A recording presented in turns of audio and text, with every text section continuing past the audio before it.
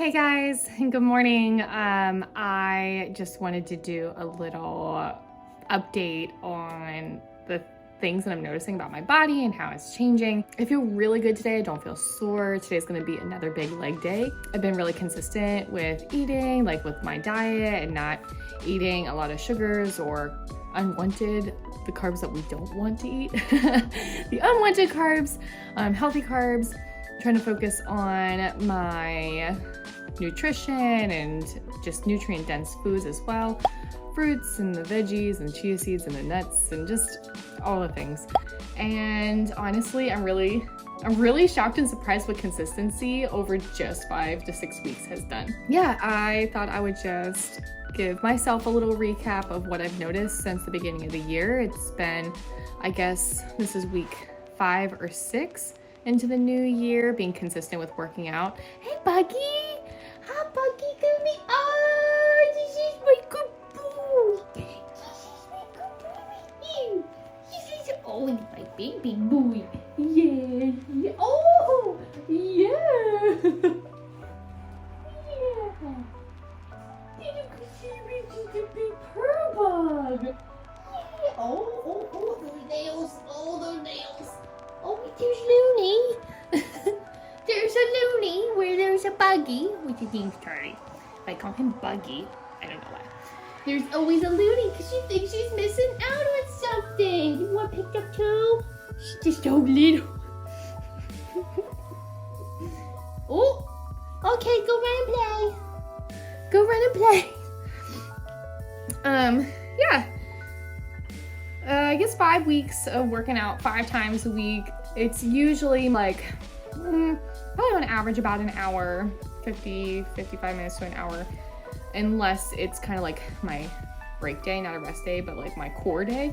And then I do it at like 45 minutes, which that's kind of like the outlier the other direction. So yeah, let's see. The biggest difference that I'm noticing is in my core. Ignore the washing machine that likes to play music. So the biggest difference is my core, I think. Get a good view of what's going on here. Especially on the right side. So I'm noticing like a couple of like, there we go, like these kind of indents and situations, and like these are really forming and coming together. And so then also there's some just ridges and bumps here that's going on. Anyone who knows the real like terminology of this, I know I'll learn in time, but not at this time. I don't have it. And you know what's crazy is I don't even necessarily focus on my core as much as I used to. It's honestly, I swear, the lifting and just holding the core tight when I'm strength training. I used to question whether or not I was holding my core tight. I finally felt sure and bettered my mind-muscle connection when someone told me to imagine a string being tied to my belly button and then being pulled straight back through my spine.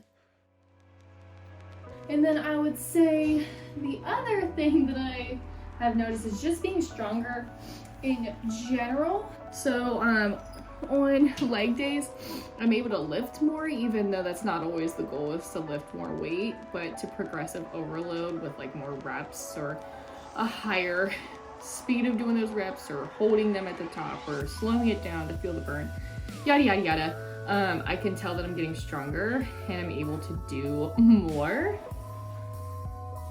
Honestly, I don't see a huge difference visually at this time. I just know that I'm able to lift more in the gym, like in my home gym. I have noticed that there's more of I guess upper glute action going on. Noticing more a bubble, I would say. The glutes are so responsible for so many movements, so many things that we do when we walk, when we jump, when we lift.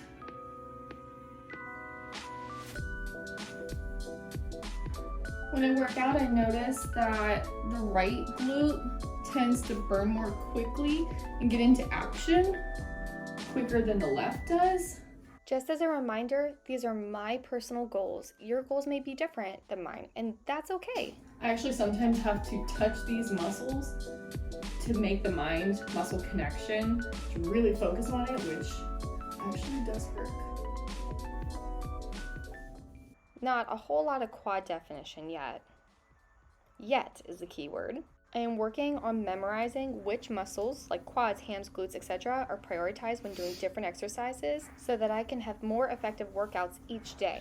And then for my upper body,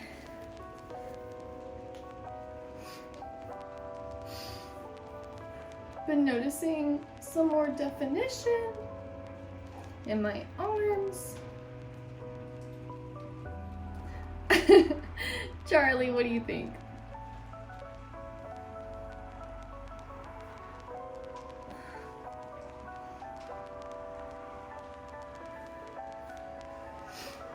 From sports like softball, I feel that I always worked out my upper body without purposely focusing on them. I think genetics-wise, arms might be fairly more easy for me to maintain and grow.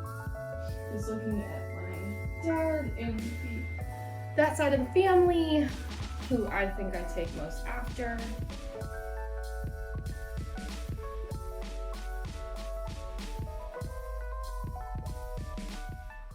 What I think I did well, cutting out a lot of sweets and getting back to eating clean, single ingredients all day long. My sweet treat is back to a piece of chocolate, a fruit smoothie, or one weekly drink.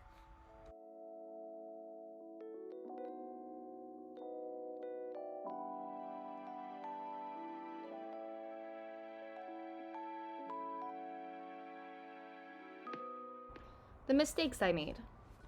I didn't start tracking my exercises, weights, reps, nothing until week 3. For example, I was only squatting 20 to 30 pounds the first 1 to 3 weeks. And seeing all the numbers and exercises is proof of your hard work. I really wish I had started doing this earlier. It feels so validating. What I learned. I have to be patient with myself. I can't do 1-hour workouts out of nowhere.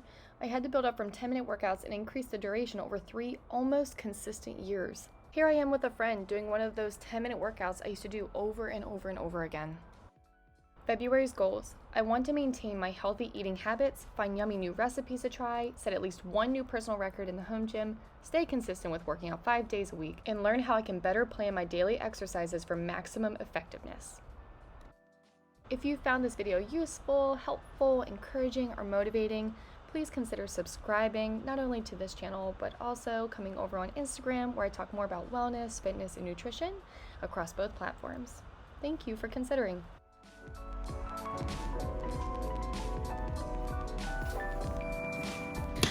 Okay, so yeah, I guess that's my update.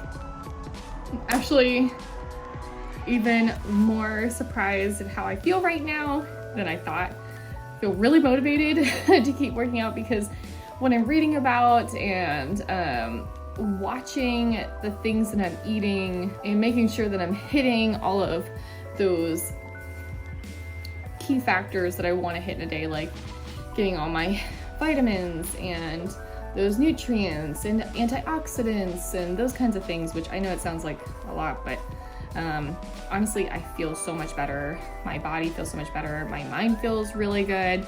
I feel really healthy. I feel disciplined, which is really good for me. I like routine.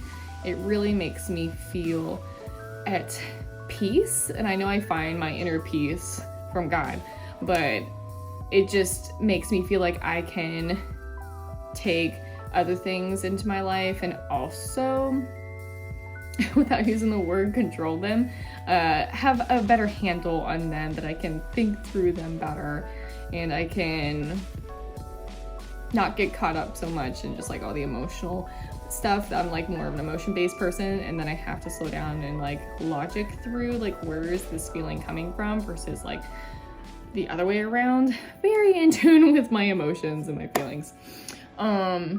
But yeah, I'm excited to see the progress that I'll make at the end of month 3. Apparently the first 3 months is like the honeymoon period of exercising and working out you see a lot of change, a lot up front, a lot of personal records, and then things start to kind of like plummet a little bit.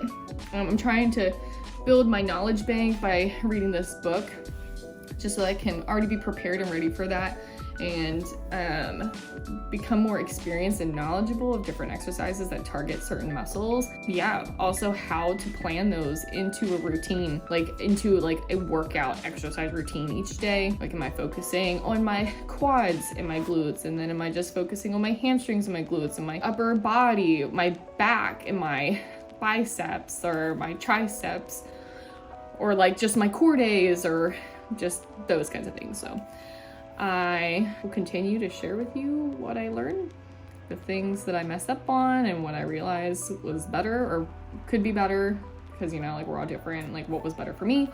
And yeah, thanks for checking out my update. I hope that it also encourages you to stay motivated and to go and get whatever it is that you want to achieve, whatever that is.